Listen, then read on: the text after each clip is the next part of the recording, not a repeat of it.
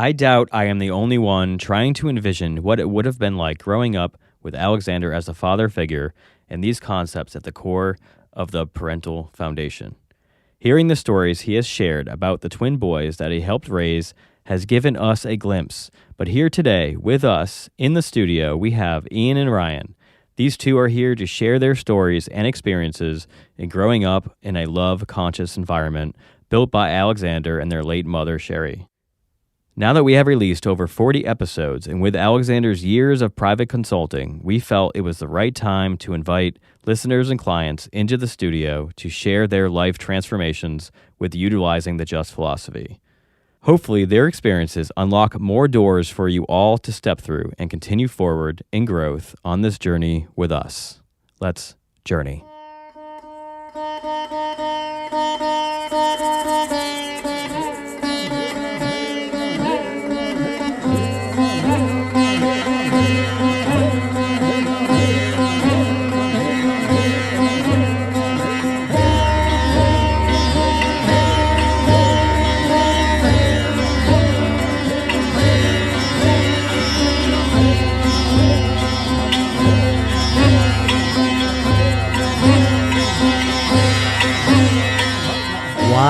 Wise.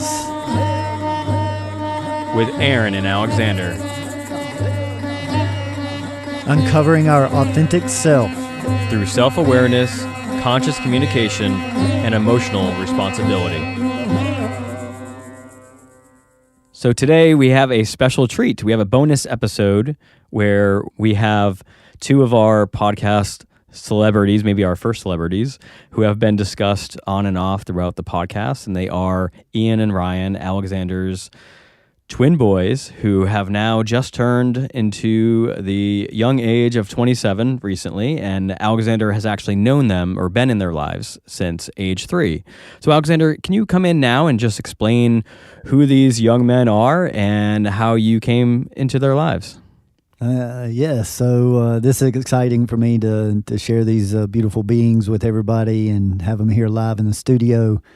And they were a blessing that came to me in a very interesting fashion. I grew up never really intending to have children, not for any specific reason. I was just more goal-oriented, job, career-oriented. And I had a lot of dreams and creativity that I wanted to do. And then in my mid-20s, I meet this phenomenal woman named Sherry.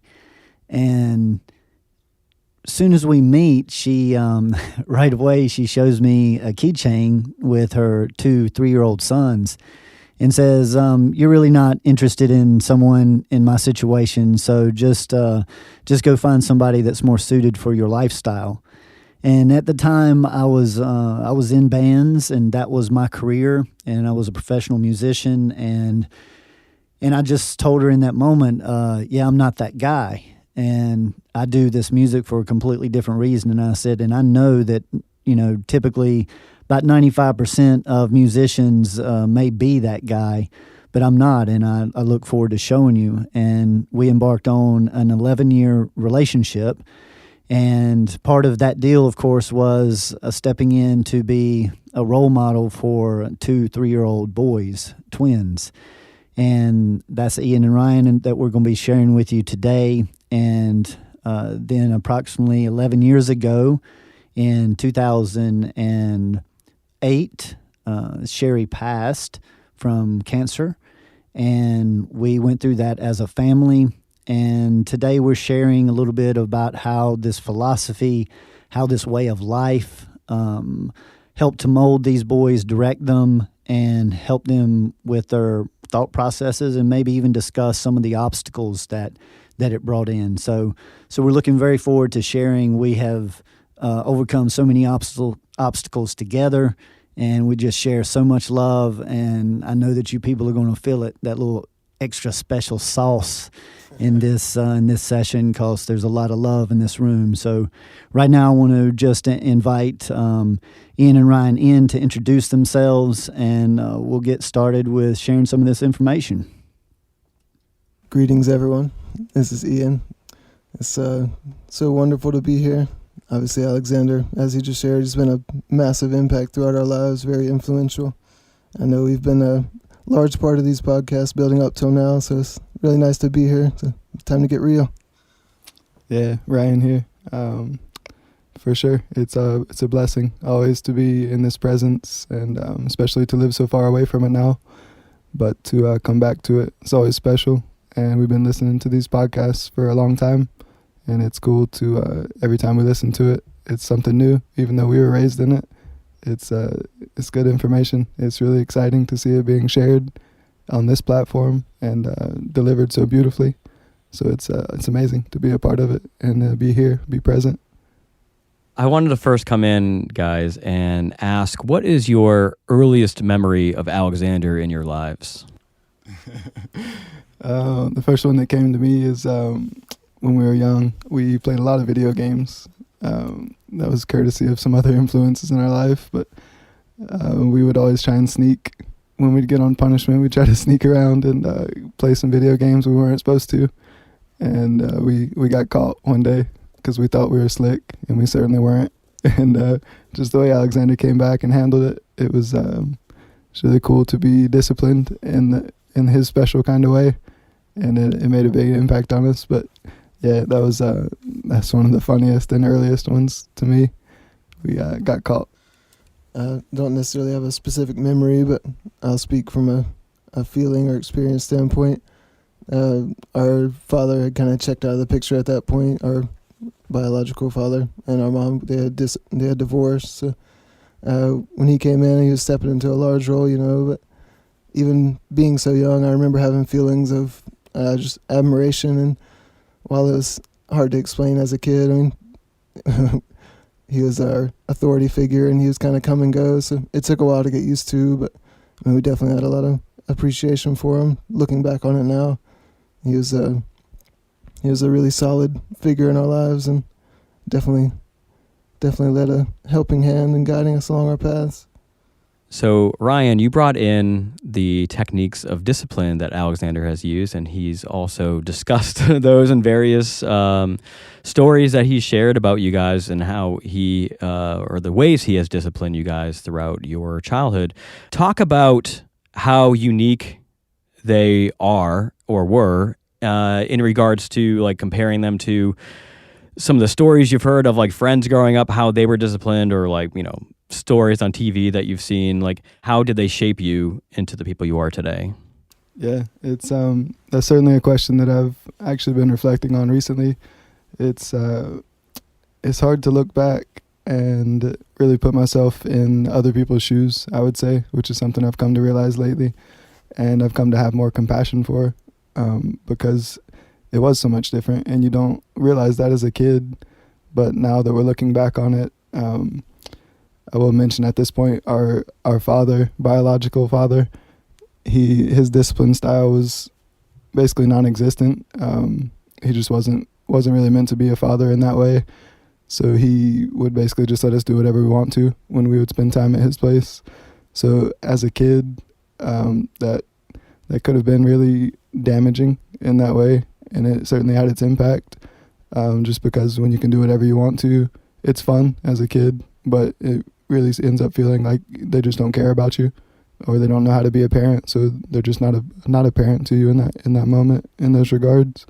So now that I can look back on it, it's really interesting to know that, or to see that we had Alexander and our dad, because they did come from very different approaches, and Alexander's approach was about as involved as you can be.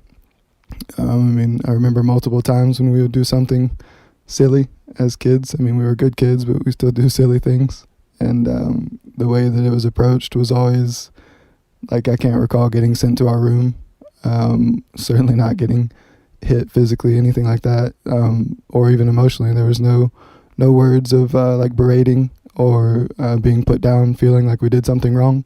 It was always more of an invitation to look at what we did, because as I've said, we were dumb kids. Sometimes everybody's a dumb kid, but to actually be brought into that moment, to look at what's just happened and reflect on it as much as you can at that age, and to be able to basically be a part of your whole experience, whether like the part that you messed up, and then the reflection upon it, and then the way to move forward, whether that's some kind of punishment or for us, it was separating the two of us was about the worst thing you could do to us because we were so close. And obviously most of the things we did were to each other. It was when we get in trouble and be fighting and that kind of thing in our own way.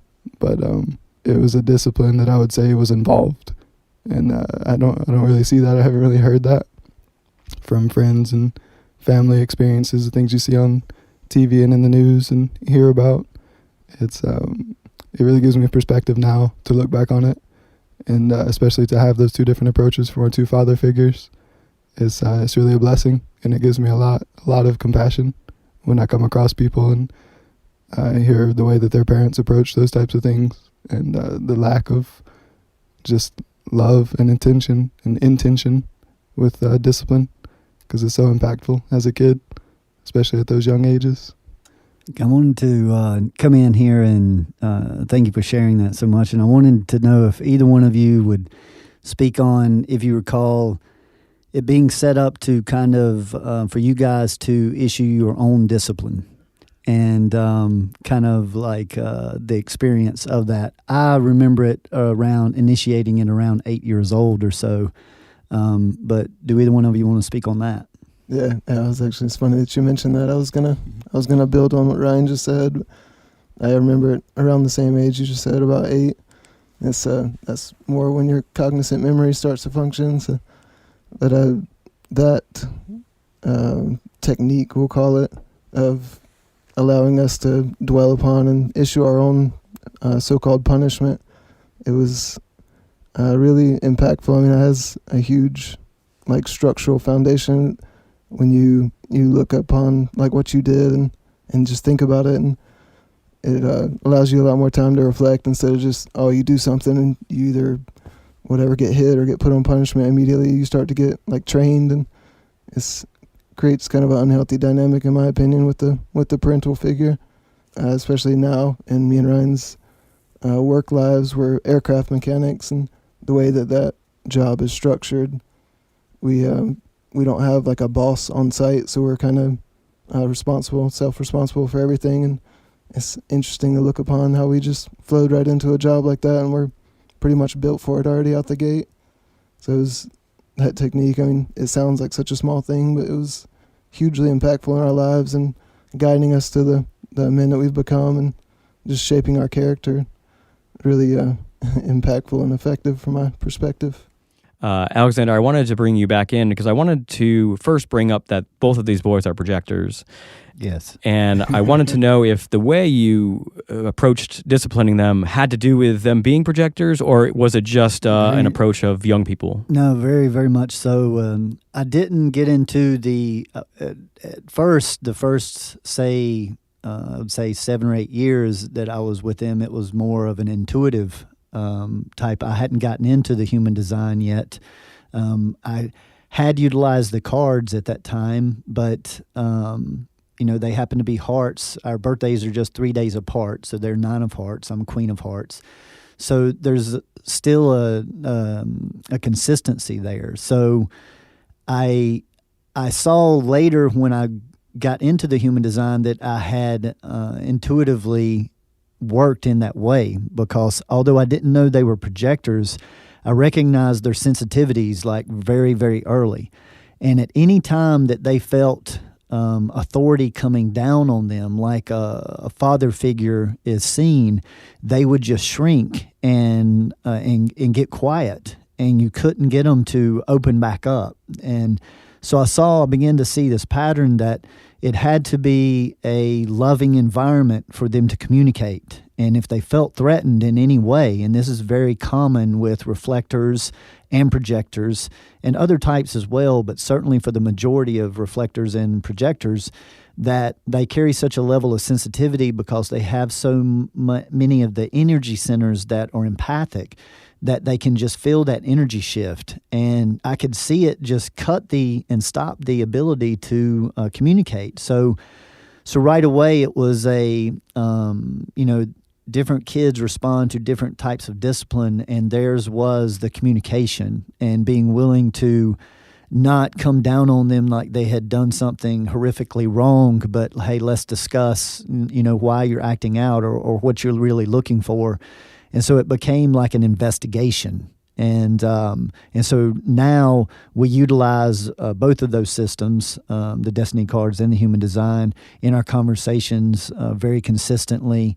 And they utilize it in different ways out in their lives than I do. And that's the beauty, is that we allow each other to expand and go in directions individually as well. And we've all kind of branched out and come back now stronger than ever. And I do look forward to the time moving forward because what we've created is a bond that is really indescribable. Yeah, I would say for sure. There's one of the biggest things I've noticed is my appreciation for obviously the way I was raised, but in looking back at it now that I'm a little bit older, it's really comforting, I would say, to know, for one, that this is something that was developed organically with Alexander, just because of his effort and the level of responsibility that he placed on raising us. And that's something that obviously I couldn't appreciate as a kid, but looking back on it now, it just means so much to me. So when I look at the way that he developed what he did with his intentions and the level of love that he carried for us and for our mother, and the way that he raised us, the way that he developed his approach to everything involving us, even up to and including our father, who was still a big part of our life, and to see the way that he handled him. And it's really nice to see that it's all coming together even more so now, because it makes such a big impact on the way that kids are raised. And that's something that I place a lot of value in, because it was so impactful for me. I think that's one of the highest values that I've seen from his approach, is in raising kids, because I've always had a side of me that I've had to work on that is judgmental around the way that people raise kids, and I've had to practice a lot to get compassion in that area specifically, because I know how big of a difference it can make, because I can imagine myself if I didn't have Alexander, and it's not a pretty picture. So it makes me put a lot more emphasis on the way that kids are raised, and I put a lot more responsibility on it myself, and it really, really drives me to try and be the best person I can be, because I know that if I do or don't want kids at some point, it's I first have to get to a point within myself that I know that I can carry that same level of responsibility that's been shown to me, as a reciprocation, as a form of respect and self-love and love for everything I've been given. That's the highest appreciation I can show, is in just that thought process of carrying that same level of responsibility and what that means to me. All right, guys. Alexander has talked about a lot over the podcast episodes about his relationship with your mother, Sherry. And I wanted you, in your own words, to maybe give us a glimpse of what you saw. Yeah, one of the most stark contrasts, the first thing that comes to mind is, obviously we had our biological father, as we said, and it was kind of set up. We would go spend time with him every other weekend. But seeing him and whatever partner he was with, there was 2 or 3 throughout our childhood, comparing the way that they would interact and communicate and just day in, day out life, and then come back to our regular life and see our mother and Alexander, just being able to compare those two. It was a really interesting experience, like almost having one extreme and the other. So even as children, as much as we could understand, we had the full spectrum of observation, really. So it helped us create a really solid and well-rounded view and foundation of, hey, this is what relationships are, and this is how people that love each other should communicate, and then go and compare that to our father. And it was just it was a really interesting experience to get that broad of a perspective. Ian, was it confusing to you to see the 2 different styles? I'd say it definitely would have been if Alexander and our mother as well, both of them, it was a team effort. They put so much emphasis on communication and talking to us and talking problems out. Nothing was ever left on the table, and there was nothing, no stone unturned, I guess is a good quote to throw in there. But, so I'd say, no, it wasn't really confusing. I mean, especially now that we can look back on it, it didn't really create any fissures in our development. Yeah, and I can say definitely not mentally as a kid. You don't really know what's happening, but energetically for sure, because we would go to our dads and basically have no guidance, no discipline, free reign to be whatever kind of kid we wanted to be. And then we would come back to our mom's place, and I can have sympathy for Alexander because I know that he had to bring the reins back in, so to speak, and get us back on track. But there was also an interesting dichotomy because him and our mother lived apart. We had 2 separate residences, and he was around probably more often than some fathers are still, considering that situation. But there was a balance to be had between that. I remember the way that our mom disciplined us when we were just with her and when Alexander was around, because it could have very easily developed that unhealthy dynamic where the stepdad's the butthead that comes around and lays down the law, because it's more of a masculine approach. It's easier for the father to do typically. But I remember noticing a shift when he started to strengthen that in our mom, and she would have to lay down the discipline and sometimes cry afterwards because she didn't want to do that. But it really gave us such a more solid, well-rounded approach to have that from the mother and the father on one side, and then to go to our dads and not have anything from either one of them. In reflection now, being older, it's the way I see it is 2 extremes. So we've seen about as caring as you can be and almost as uncaring as you can be while still maintaining love. Our father's always loved us. He just wasn't meant to be a father, basically. But it gave us a really, really healthy balance and an accurate perspective on what happened now that we can reflect on it. So it's really done a lot as far as the way that we look at the energy you can maintain between a relationship like that.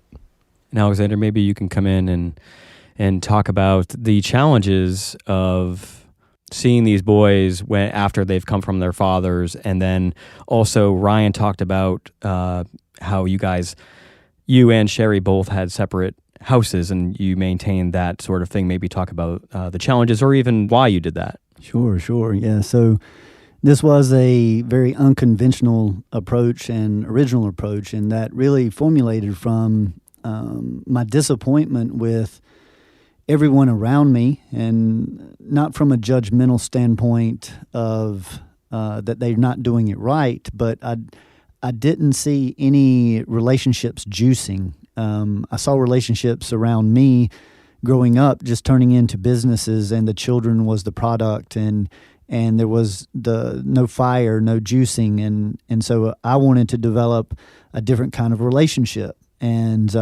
that's what I began to work on with Sherry, and we developed together over an 11-year period, and the boys were part of that, of course. So we did have separate homes for 10 years, and we lived about 25 minutes apart, the houses.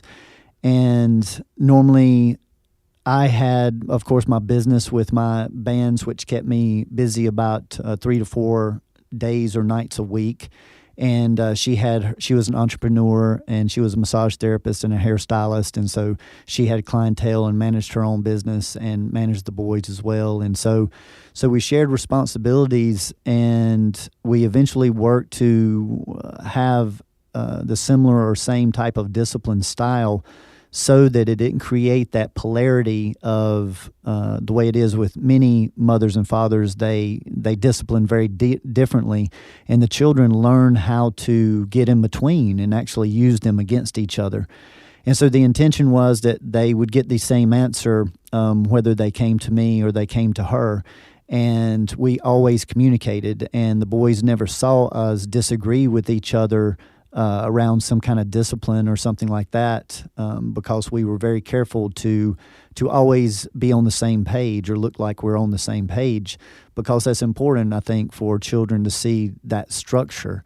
So we spent normally about 5 days or nights together, and then we had 2 or 3 days a week where we did our business, and I'd traveled a lot at that time as well. And so it was a way to create that balance that I think Ryan mentioned, to whether I was there or I was away or we were together, there was just this similar discipline style. And anytime Sherry got in a situation with them where she questioned it, we would just converse. She would contact me and we would talk over the situation, and we would come to a conclusion together. And that's what it wound up being, was a mutual way to approach raising two, and forming two human beings' lives.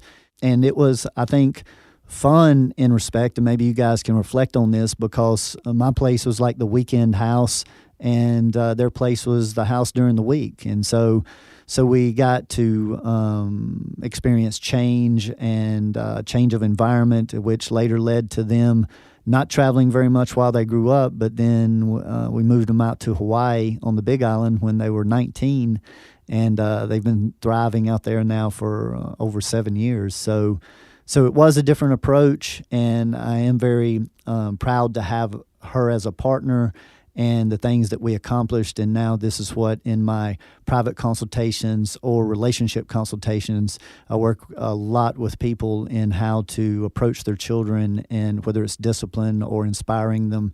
And that is actually a big part of my work now. So these guys helped basically form my career, and I'm enjoying them sharing their perspectives here today on today's podcast. Yeah, there's not to harp too much on it, but as I was saying earlier, definitely the way that Alexander developed his approach to us as kids is really comforting to me, because I am a natural skeptic with something like the human design is what I'll refer to specifically, but just how effective it can be for raising children.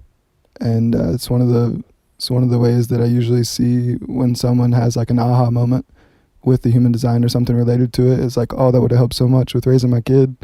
And it's just because he found that himself. It really gives me a lot of faith and belief in, of course, him, but in the system as well. It's one of the more comforting aspects of it.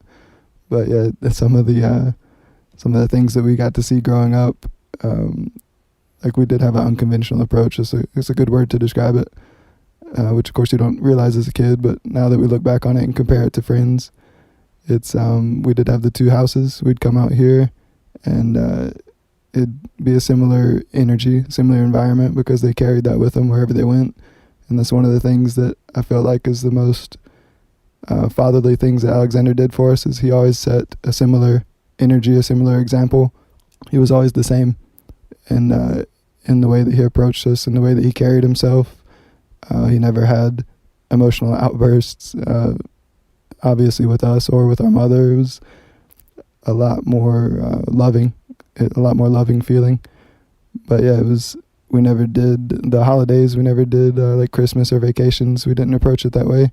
It was more of let's hold down this love energy together, and it can be what it's going to be all the time. And it doesn't have to be these expectations built up around these holidays, and you don't have to do what everyone else is doing. So we'd just come home sometimes, and there'd be a new radio set sitting there, and we'd be like, well, that's cool. And there'd be like a bike who'd come home just because they wanted to, and it just meant so much more to us as a kid. So we didn't have to have those interesting family holidays when all the expectations get built up, and usually people stress themselves out and that type of thing. But I do remember being out here, and one of the ways that Alexander loved us the best is that he was available to us. So like going out in the backyard and playing wiffle ball or playing basketball and just doing things with him, it was the most exciting thing in our life at the time. It was what we looked forward to the most. It was what we always wanted if we were asked what we wanted to do. So Ryan, I feel like you're tapping into my brain, because every time I write down a word, you then say it. So not to repeat your aha moment, but I wanted to know if you guys had an aha moment when you realized that what you had here was something special and something that most kids in specific don't experience in their lives. And if you did, like what age, if you could say or remember? Yeah, I know there's one specifically that comes to mind. In high school, I would have been 8th or 9th grade, actually. We met this friend of ours named Donovan, and he was always like, he took a liking to us. That was somewhat unusual. He was older than us, but we were really friendly, and we had an interesting relationship. But I remember spending some time at his place, and just the way that his mom treated him, and he didn't have a father in the picture. And I mean, this guy lives right down the road from us, so it was like close to home, you could say. because we could walk up to his house, but there was no father. And just the way that his mother responded to him and treated him, it was really like jarring at the time, and it really made us want to like reach out to him more.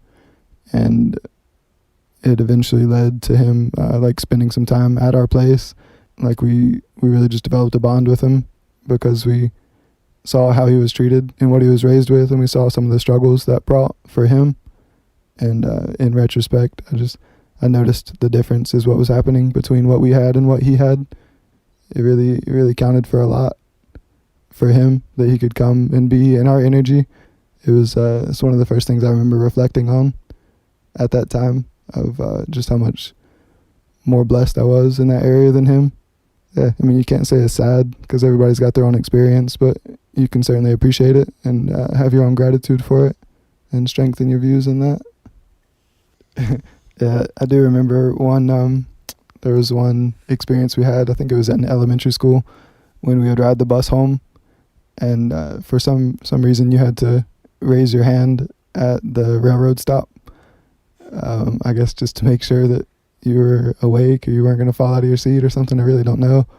But I remember not doing it one day, and I got into what would be considered a lot of trouble at the time, to the point where our parents found out about it.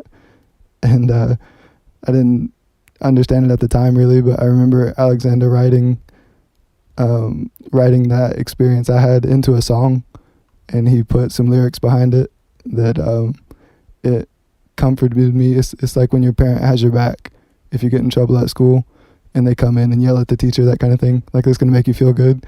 But obviously the way that he approached it, it was conscious from my perspective, and he strengthened me in that feeling of that I had gotten in trouble for something that I didn't understand.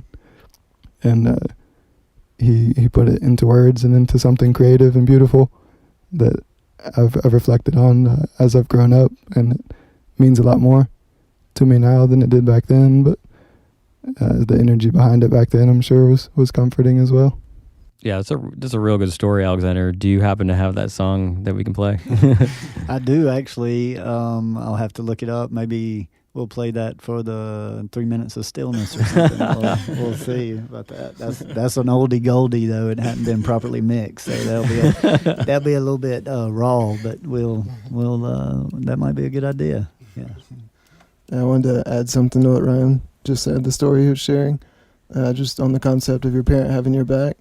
The first thought that came to mind was with my most recent partner. We're separated now and on our own individual journeys, but one of the largest issues, you could say, in our relationship was that her relationship with her father, he was a little overly passive. He never really had her back. So needless to say, coming into our relationship, that was one of the things she was looking for from me the most. So that's a easy stark contrast to take that story that Ryan just shared of, no, I mean, your parents got your back. He's there for you. That's far more important than this rule at the school that should be followed. Because when I compare it to my relationship with her and just seeing where she's at in life, and she was far older than me. She was 35 when we got together, and I was 23. So just her being that much supposedly farther along in life, and the impact that her father not having her back had is pretty crazy to see, that just how small things like that can impact somebody so much throughout their entire life, really, and create a so-called trauma or baggage that somebody has to carry with them. So I just want to take a moment to implore anyone out there with children, maybe just take a couple extra moments. It's extremely important. The techniques you apply with your children, it has a lasting impact, especially at younger ages. So, Alexander, I wanted to bring you in here because after Sherry passed, you were still very much in the boys' lives and still instrumental as a father figure. But one of the challenges that you've discussed is trying to have that balance now that they don't have a mother, with that balance of the masculine and feminine energy that you had to encompass in order to be there for them with anything that they needed emotionally or whatever. So maybe you can talk about how you did that, and maybe the boys can then share any experiences or stories they had around that. Yeah, and that was a very, very, of course, trying time, and I happened to be 37 years old, and the boys were 15, and their mother passed, and right away their father went to, of course, to take custody of them, and there was various reasons for that we won't get into. And I felt very confident that I could have beat him in a custody battle. I could have had so many people on my side supporting that, but I carried a big concern of what that would do to them, and I really felt that it would be almost impossible for them not to hold that against me, whether they understood it or not, because the biological father does have a right. So I elected to ease their minds and even support them to go live with their father full time and let them know that I was just 30 minutes away and I was going to do the step-parent thing from that point on, and that would be that I got to see them every other weekend. And so I did work that out with their father so I could keep this consistency that was going. And before all of that had gone down, I had started, of course, my so-called spiritual path or awakening or seeking consciousness, whatever you want to call it, just approaching life a different way. And I had began understanding that we all carried masculine and feminine energies in us. And so I had been, for that point, probably about 8 years or so working on my so-called feminine side and releasing so much of the masculine energy to help balance this out. And now that's a huge part of my philosophy and the work that I do with my private clients. But when they lost their mother, they really didn't have a female to step into that role. Didn't really have a strong female grandmother character. Their father's partners at the time didn't necessarily fit that bill. So I saw a large void that was going to be created. And so from that point on, from 15 to 18, which they wound up coming back to live with me at 18 full-time, between that time I approached them pretty much only the way I felt like a mother would approach them, whether that was through discipline or communication. And that was where I would see that, if I showed any typical masculine type discipline, it would make them shut down. And we still had to get them, their driver's license, jobs, their own place to stay. And so how we approached that was very delicate, and it was very frustrating for me, but it was so rewarding. It showed that when you approach a child in a balanced way, it has a whole complete different effect. And so that's where my teaching of if it's hard or challenging for you to do is probably good and useful to you. And it was certainly hard to not do my automatic response, because most of us have an automatic response when they're going to discipline a child or when they're going to debate with someone. Everyone has a style. And part of my work of self-development is working against that natural reaction, because it's not natural. It's something that's been trained.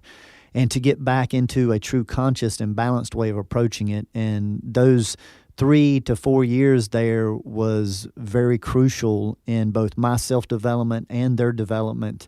And like I said, once they came back to live with me, they lived with me for 6 months, and then we were able to get them both full-time jobs and their own place to stay. And they lived in an apartment in Winston-Salem for a year. And then we went on a trip to Hawaii, and the rest is history. They've been there ever since, really, really making everyone proud. So this has all been just quite a different approach, but we've had some amazing, amazing results. So do you guys have any stories about maybe Alexander taking on more of a mother nurturing role that you can speak to? Yeah, I mean, of course, the first experience we had after our mom passed, and I mean, even before we moved past that, just the way that he, well, to begin with, was there when our mom was dying in the hospital. Our father wasn't, but just that feeling, of course, is so overwhelming at that age as a kid, and you really don't know what's going on. You pretty much check out. But he was the only one that was holding it down, of course, and holding us down. And I know that's As he's put it, the two hardest thing he's ever done in his life has happened within that 1 hour window. But I remember us walking out onto the balcony outside of the waiting room after we had got the news and we knew what the situation was, and just that feeling of connection. Like it's really probably what kept us from just checking out at that point. I mean, it's such an overwhelming feeling, and you feel lost and abandoned, all those types of things. But just how he held us down in that moment, and to know that we still had that even after losing something that we didn't understand yet, it really allowed us to move forward.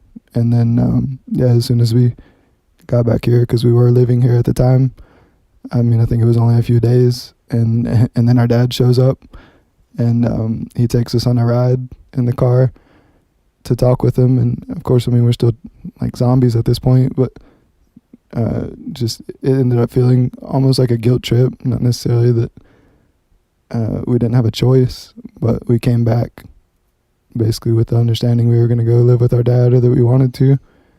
And looking back on it now, it's hard not to laugh at, but it's exactly what needed to happen. And just the way that Alexander handled that concept to lose his wife, our mother at the time, and then for us to move out a couple of days later and deal with those thought processes of, I could win a custody battle, and there's probably ulterior motives as to why that's happening. But just the acceptance that he had, or was able to have, and let us go and do what we needed to do the way that he saw it, and that he could avoid some of those repercussions of how we might end up feeling or feeling about him. He certainly chose what's hard in that situation. And I remember some of the exchanges he would have with our dad, the way that he handled him and didn't get emotional. Like I said before, it's that consistency that he always carried, and he never let his emotions cost us anything, or cost him anything, or cost our relationship anything. The management that he was able to put upon those was, it really gave us the opportunity to see our father in a different way, to go live that experience with him, but still to be able to go see Alexander and him still hold down the exact same vibration he always had. But there was definitely a shift in the way that he approached us, because he had to hold down that same energy. He had to still be our mom and our dad. And the way that he approached us with certain things like getting a job, I remember I was pretty fortunate. I got a job quickly that I think we both might have applied to, but I got hired. So I remember having the feeling of relief. I didn't have to think about it anymore. And Ian was still looking for one. He was having more trouble. His experience was different. And I remember Alexander sitting down with him, not handling it like a father would have, because it wouldn't have been as effective. It would have shut him down, because he was already shutting himself down. He was already beating himself up for it. And that was hard for us at the time, to walk into a business and try to find a job, try and talk to the manager, that whole deal. But he really sat with him and approached him in a more feminine, compassionate way. And from my recollection, I mean, he had a job within a week. And I just remember reflecting on that a few times, and really seeing the value in the way that he approached that, and how effective it was, especially for Ian. Because, like I said, at that time, I mean, I had a competitive view of it. I was like, haha, I got a job and you don't have one yet. So, I mean, I wasn't there for him. So I was really appreciative for the way that Alexander held him down. And he got both of us moving forward with what needed to be done. So, yeah, it was beautiful. Just staying in line with the whole concept of what happened to us with our mom passing away, and the years that transpired after that, I feel like it's just a really strong testament to the foundational years of when we were younger, and the bond that we were able to build between our mother and me and Ryan. Obviously, we're twins, so it's kind of built in, and then with Alexander as well, stepping into that difficult stepfather role. So that strong bond that we were able to create growing up throughout that is that's a really beautiful thing. Obviously, after our mother passed, that's a really hard and undesirable situation for a family unit to go through. So just the fact that things went down the way they did when we moved in with our father and our mom was gone, just our life completely changed. Almost every aspect was different. We changed schools multiple times, and lots of challenges that could have led down some dark paths. I feel like it's really just a testament to how useful and valuable it is to have that strong family core. It really gives you a foundation to operate out of, and like, hey man, I can take whatever life throws at me because I have this. So bring it on. So Ian, as you mentioned, twins do have a built-in bond naturally, because you guys shared a womb. You probably punched and kicked each other in there. Now, getting back to the philosophy, how has the philosophy strengthened your bond as twins? Yeah, that's an easy one to speak on. One of the largest concepts of looking at everyone around you as a mirror. That's anytime somebody asks me what it's like to be a twin, because that's always the first question that comes up, like, oh, what's that like? That's walking through life literally with a mirror in your face all the time. And me and Ryan get along extremely well. We always have. We finish each other's sentences all the time. We're pretty typical twins. That's just such a beautiful thing. I feel like it can expedite your journey so much. Of anytime I get angry with Ryan or frustrated with him, I just have to take a second, like, oh, okay, that's something I'm doing. I got something to look at here. So and even in that mirroring, would you say that the concepts from like the philosophy come in with like how you approach processing? Because once again, that mirroring effect is so much more intense with that as well. So would you say that you guys utilize any of the just philosophy, what we discuss here on the Wise podcast? Do you actually utilize any of that information in resolving any discrepancies you may have, or would you say that you feel like it's helped you to grow possibly any closer? Because I feel like it's such a big part of our interaction. We're always talking about the work or the philosophy. I mean, we don't call it that just because it's our natural language.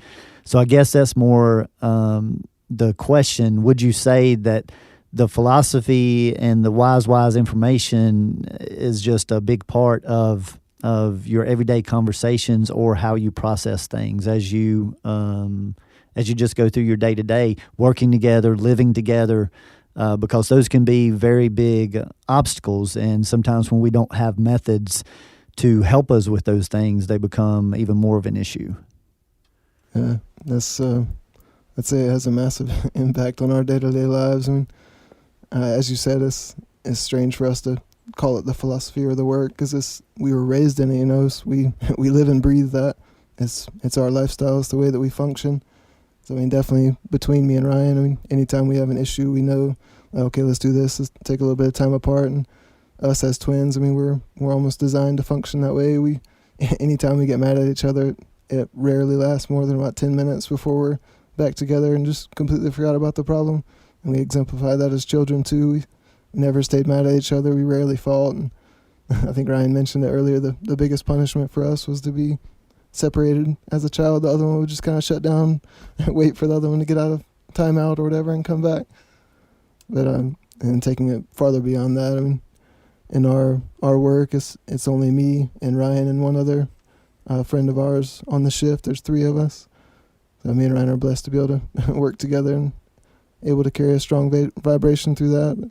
It's really fun to practice it with our coworker there, because he's a projector as well. So we know the way that he functions. We know how he responds best to things. So it's helped us communicate with him a lot. And we've really formed a strong relationship with him. He probably views us as his best friends, even after only being there for a year now. So it created a really unique workplace environment. So we all look forward to it. It's almost like we're hanging out when we go to work. And we all get to discuss what we've gone through lately. And we even got him interested in the human design. And he's all looking into it and knows that he's a projector and researching it now. It's really beautiful to be able to share that with people in his life. I would say it's taken a massive upturn since we've got to know him and he came to work with us. So I'm definitely very impactful and useful. Yeah, there's even a few recent examples I can think of as far as our relationship between each other, such as there was a point in time when I started working out, doing some physical exercise, and it was something I had to exercise discipline in for myself to develop. But there was this friction between me and Ian, and there always has been.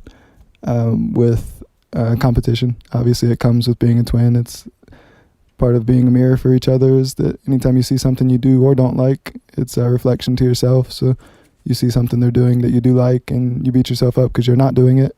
And you see something they don't like and you want to punish them in your mind and you're like, oh, should I do the same thing? But with that specifically working out, there was this friction between us that we could always feel really, really easily. If I was like doing push-ups or something, and it would put me in a space of I'm bettering myself. And if we weren't like connected or had a good bond that day, it would automatically push Ian in the other direction and be that polarity.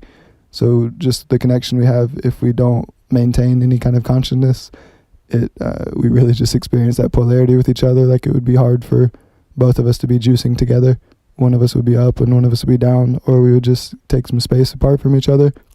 So, I would say that was almost before the podcast came out. So it was just a natural reaction, but it ended up being an invitation from me to Ian, and we kind of worked it out together, and we ended up doing this workout regimen together, and it ended up being great. And I remember Alexander suggesting at one point that to look at it a little bit differently, basically that there's nobody else that I'd rather strengthen in the world, was the perspective he gave to me. So I shifted from like wanting it to be something I did by myself, working out, like I'm getting stronger and that's going to make me better than my brother, or however you want to look at it when your ego gets involved, to there's nobody else I'd rather see succeed as much as my brother. So if I can get over these emotions that come when you experience something unconsciously like that, then both of us can be stronger for it, and there's nothing else I'd rather have in the world. So it was a really useful way for him to point that out to me so I could apply it to that situation. Another recent example, when I first met my now beautiful girlfriend, me and my brother were playing volleyball. We play volleyball a lot together, and she introduced herself, and once we kind of got into the space where we could be around her in that area of seeing if there's going to be a relationship develop, I had this moment when I noticed that me and my brother were both interested to a certain degree. Just the feeling that came over me was like I was competing with my brother on this battlefield, like he was my opponent. And it was just this feeling of like, man, I really don't like that, and I don't ever want to experience that again. So I kind of pulled back in that moment while we were playing volleyball, and ended up leading to a conversation between us that was really good, important for us to have, and we ended up having a really good understanding between us with how we approach that type of thing. And it was through removing ourselves from the situation and looking at things from a higher perspective, and trying to take everybody else's, like the highest good of everyone, into consideration with that type of situation. And we ended up just telling each other, like, yeah, we just have to be ourselves as much as possible.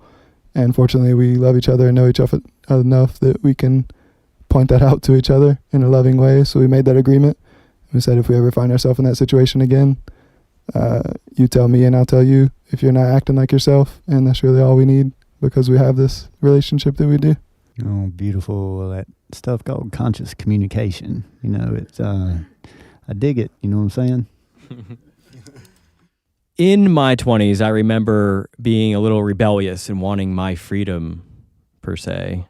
How have you guys encountered the challenges of wanting your own independence as your own individual sovereign people, and wanting to learn things your own way versus having to go to the philosophy, or like you guys call it, it's just your default, like having to go back to this and do it this way versus, you know, kind of like experiencing things out on your own and just blazing your own path?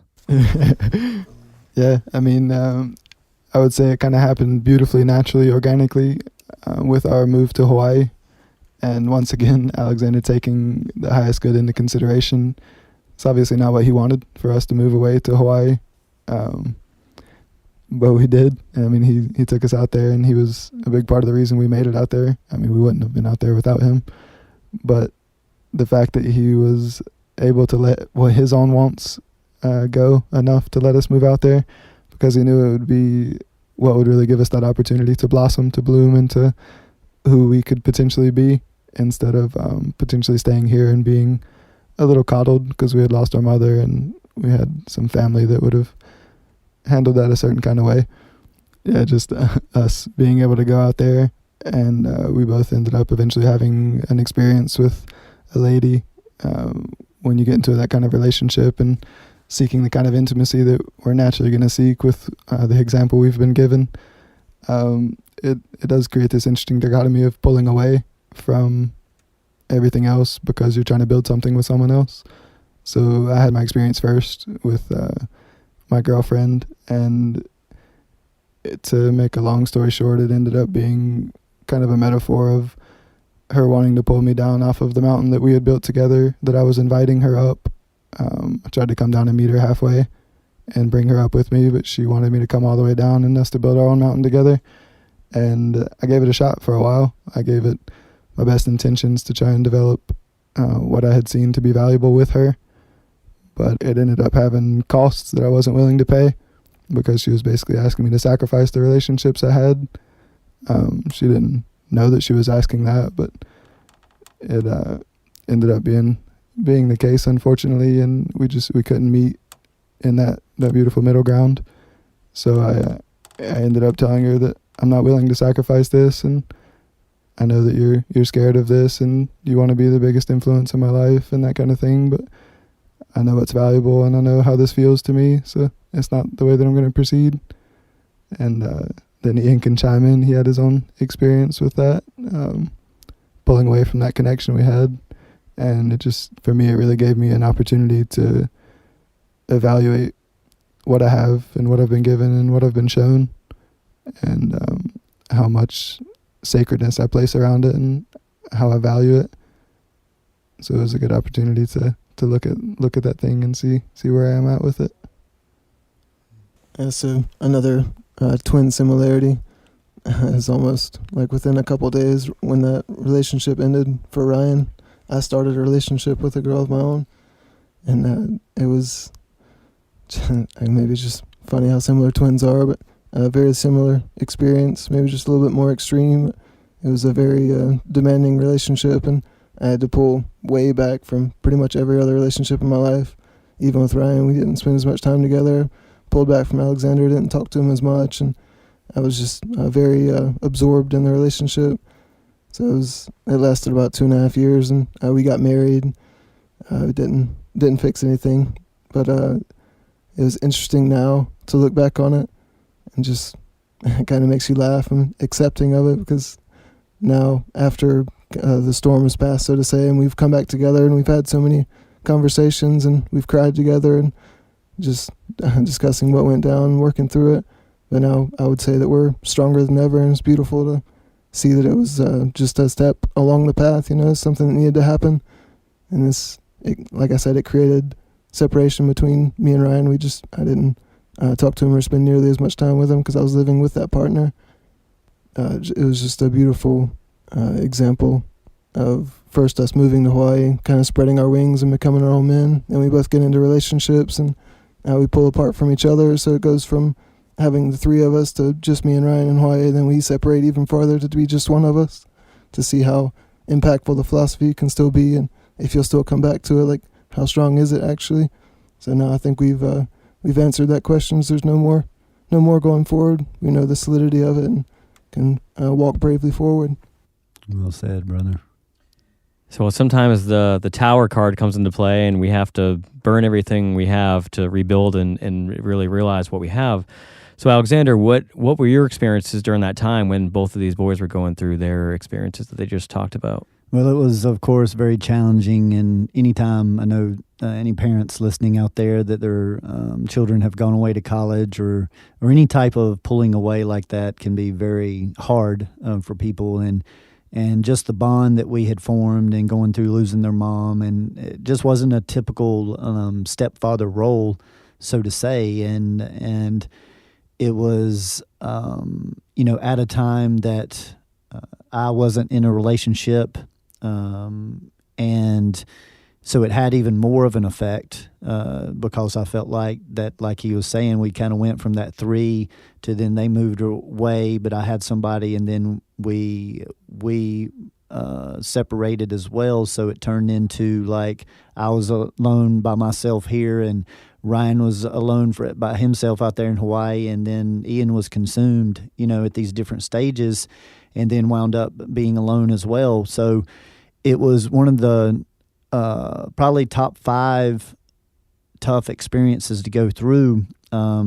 But now, as has been said, I do feel like we're stronger than ever. And it is that, I urge and work with parents with kids in the early 20s and late teens to allow that freedom, allow that time to go out. And if you put the proper foundation in, they'll make it through that. And, we have to allow them to make their own decisions. So it was excruciating for me not to be involved in just knowing step by step what was going on in their lives, but I still respected it, and supported them through it.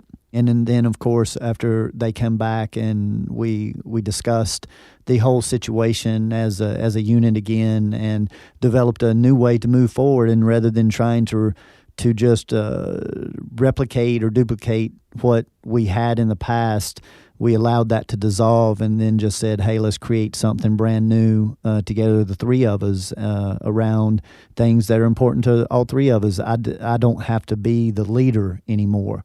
And now we're just 3, adults that have a bond that I wish that people could just experience and maybe be inspired by, and see that it doesn't have to be blood. It doesn't have to be your family. I say love your family, find your tribe, and we have created a tribe, and we continue to expand that tribe. And the philosophy, of course, has been a big part of it, but they continue to teach me things and to bring things for me to look at in different ways.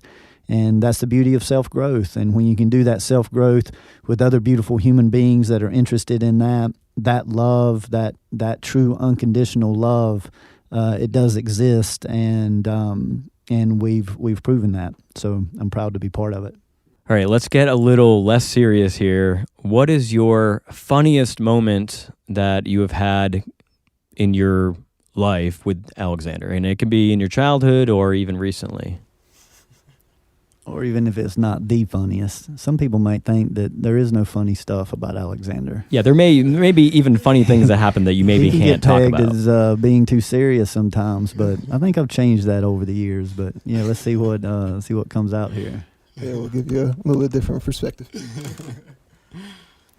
Yeah, I mean, the first thing that comes to mind for me is, you guys might have to help me out with the age, but I know it was sometime after we had moved to Hawaii, I believe, and I think we had come back for a visit, and it was the movie Step Brothers with Will Ferrell and John C. Reilly, and just the connection that the 3 of us had at that time. I remember sitting on the couch in the middle of the room with that movie playing, and just all of us just completely cackling as hard as we possibly could. Like the couch was getting thrown all over the room because we were kicking the ground and stuff.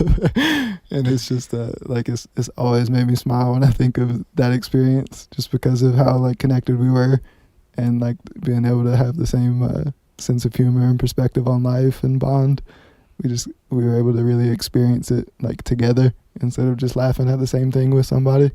It was really, really cool. Yeah, and many times when we would experience certain movies like that, I would say especially from that 15 to 18-year-old range, after their mom passed, became part of our language. I mean, we would experience certain comedy, and we most of the time that's what we watched together. And so then that would become part of our language, and we would say little snippets from the movies, and when other people would be around, and this still happens today, they think we're crazy. They don't know what we're talking about, but we've got a whole dialogue going on within snippets from movies. So we have experienced so much together, but laughter is something that we certainly feed off of each other, and it is quite a gift. Yeah, there's another one that comes to mind.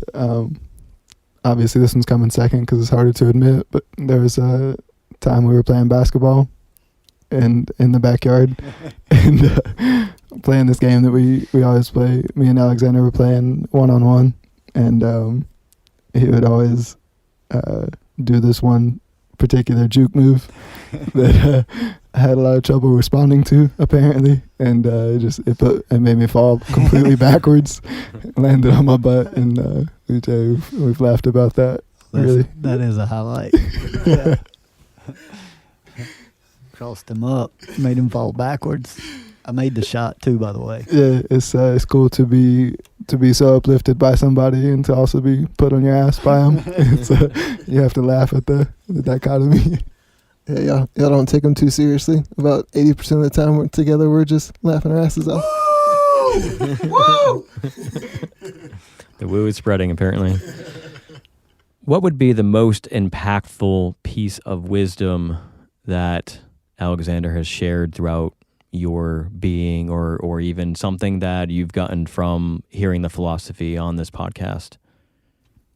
And I want to take the pressure off of all these most important, because for projectors, that's like analysis paralysis. I've got to come up with the most important.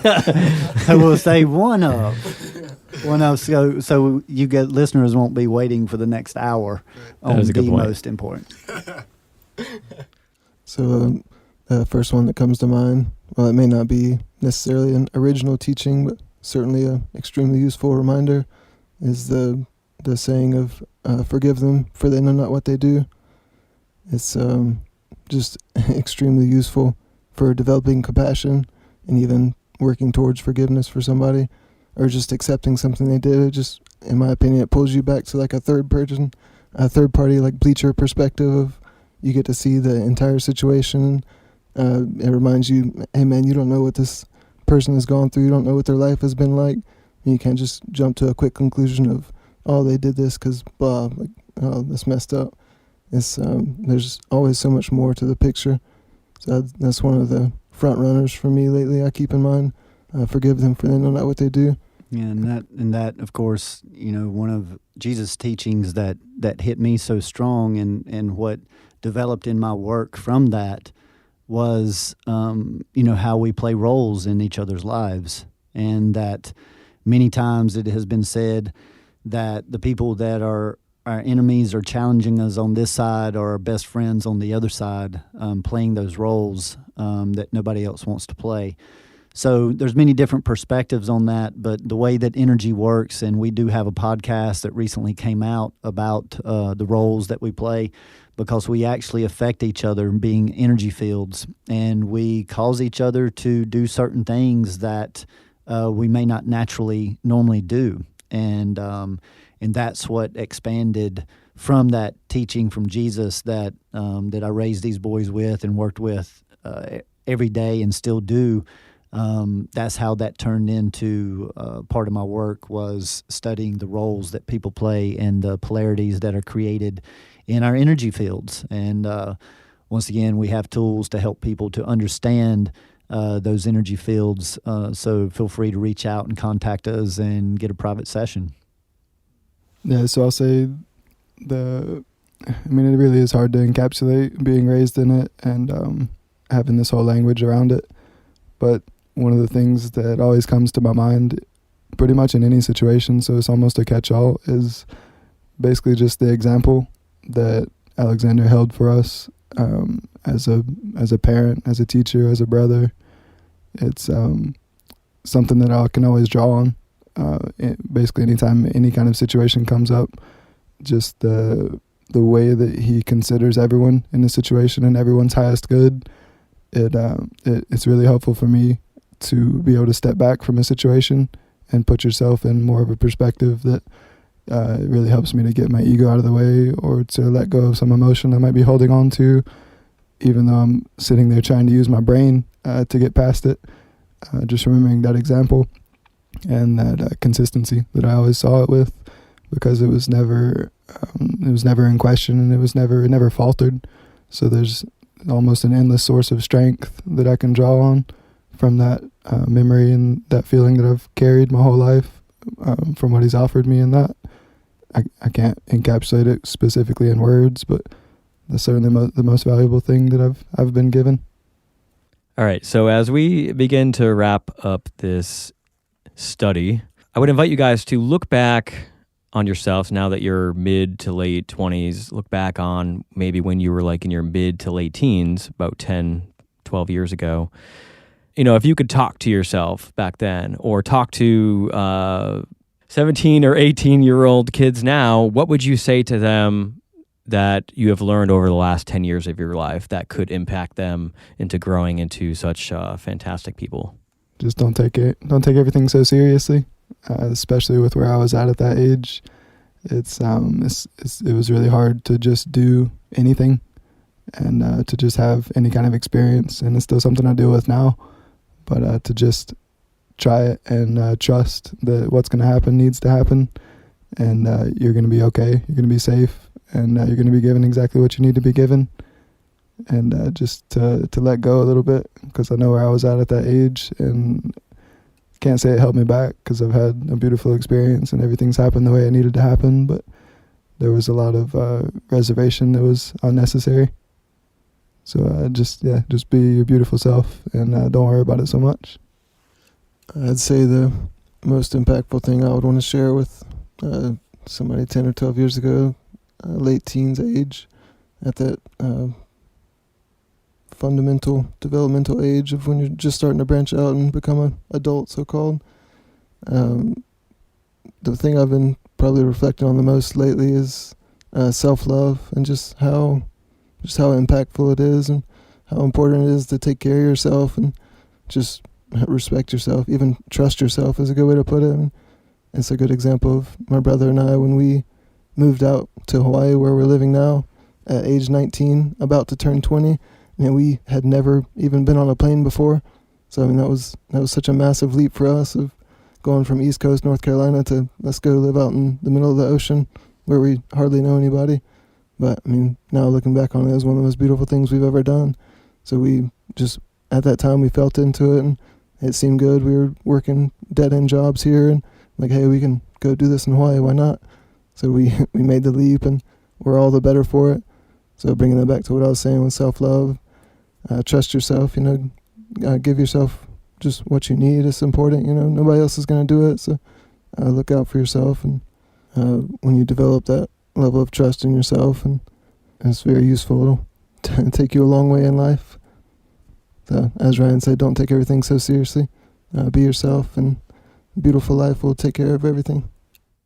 So Alexander, in closing, I wanted to bring you back in, and with how important your relationship has been with the boys, I wanted to ask you, what are you most looking forward to in the future with your bond with the boys? Well, it was just a huge responsibility once I did decide to, connect with Sherry, and her, of course, bringing these two with her. I was 26 when I met her, and the boys just turned 27 a few days ago, and I just turned 49. And the wild thing is that they are right in the age group of when I started all of my studies, that 26 to 27. And the excitement for me is how much better than me they're going to be, how much further along they are than I was at that time, like literally just starting. And they are such beautiful, compassionate males that carry that balance between that masculine and feminine energy. And so I just feel that when people talk about success, I carry so much success in my life, not because of the things that I've accomplished, but the things that we've accomplished. And not many people get to go through their lives and have that kind of connection, not just with a son or daughter or mate, but really any other human being. So I'm very proud of our tribe, and it's certainly not Pollyanna. It hadn't been without its struggles, without its challenges, without its obstacles. But love was the main thing that we kept as the constant thread, and communication is what supported that and built that. And then freedom and unconditional love to allow each other to go in different directions. We've encompassed all of that. and this is the result. So anybody out there looking to develop, a relationship with anybody, like I said, no matter what the dichotomy is, love, communication, freedom, and compassion are just some of the most important aspects of that. And love may actually be the easiest one. But all of the other things, especially communication, is what breaks down that love over time. And so that's why I'm so proud of the language that we've developed and continue to develop. And now we've taken it on a much larger platform with the Wise podcast. The book will be coming out soon, and we're just going to continue to send this ripple out. And they're out in Hawaii sending these ripples out and going to continue to expand that. And so we're just continuing to get this information out to more and more people. And we have so enjoyed sharing some of the influences it's had on them in the past and moving forward. And I couldn't be a more happy parent / friend / brother / lover than I am with these two that's in this room. And Aaron, of course, is one of those brothers as well. So thank you, everybody, for listening to this. And does anybody have any final things they want to say? Or I have a couple more thoughts I want to add in. You always hear people say, if you love something, let it go. I feel like our relationship with Alexander and growing up, we were, us and our mother, we were his entire life for over 10 years. So he was really put to the test with having to let us go, literally all at the same time. And we moved out to Hawaii and came back. So I don't know that I've ever seen a more beautiful example of that. He loved something to the depth of his core and let it go, and it came back. So take that for what you will. And another thought was Alexander, he's never had anything but support for us. And I feel like that's really important. It's helped us become our own men and build trust within ourselves to know what's right for ourselves instead of having a parent that's kind of like forcing or pressuring you down a certain path and maybe the last thing in the world you want to do, but it's what they want. It's such a different dichotomy that makes me extremely grateful for the support he's always shown us. And we feel like we have a true freedom in life, and this we walk a lot lighter for it. So, guys, I want to thank you for being here, and I've seen you peeping around our Wise Facebook group and liking a bunch of stuff. So don't be strangers. I think the people listening, the people in our group, would love to interact with you and hear your voice more on the different subjects and topics that we discuss and share in that group. And if anybody out there wants to join that group, it's just Wise Community. If you search that on Facebook, you will find it. So I appreciate everyone tuning in to this interview. We have many more interviews coming up in the future of detailing other people's experiences utilizing the philosophy and how it has changed their life. thank you guys. Much love. Maybe you guys can give a little woo. Woo, woo, woo, woo. And as a little bonus for all you beautiful listeners out there, here is the poem that Ryan was speaking of earlier in the podcast called Train Tracks.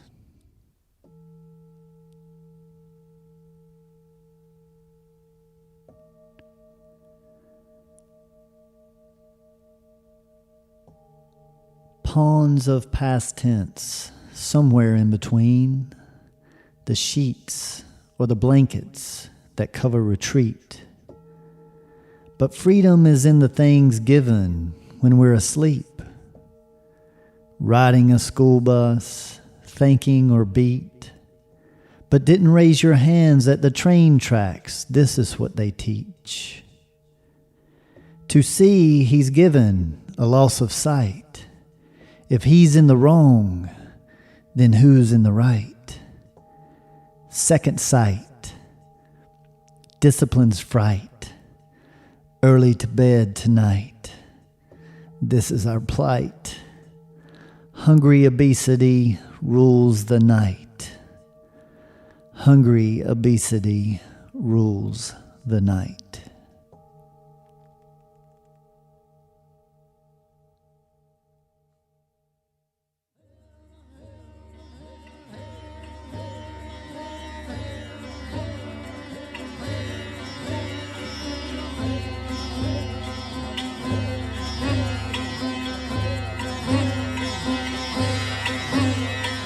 We appreciate your interest in self-growth, conscious communication, and continuing to ask the wise whys. And remember, gradual changes over long periods of time equals lasting results. The Just Philosophy, as discussed in this podcast, has been developed by Alexander over the last 22 years in his private practice, professional environment, and private studies. The information discussed is intended for educational purposes only. It is not meant as a replacement for conventional medicine. Just remember, knowledge plus experience equals wisdom. Seek the wise. As we continue sharing this information, there are also multiple ways to share and support this work. Gain access to our exclusive content, behind-the-scenes footage, and other products that assist you on your self-awareness journey by joining our patron team in exchange for a monetary donation by visiting wise-whys.com/patron. That is wise-whys.com/patreon. Another way of support is by sharing this podcast with receptive individuals or even leaving a review on popular platforms such as iTunes or Facebook helps us introduce this work to others through the listener's words. We are also on most major social networks, so follow us along there or even join our Facebook group community. Continue your journey by visiting Alexander's website, where you are able to book private consultations in person, by phone, or even Skype. Know thyself better with human design and destiny card reports and readings, as mentioned in this podcast. View a calendar of his live performances and class schedule, peruse his other products such as shirts, CDs, and the revolutionary VibroTune sound vibrational therapy tables that assist with subtle energy alignments. So grab that keyboard and go to thejustphilosophy.com for those goodies. That's thejustphilosophy.com.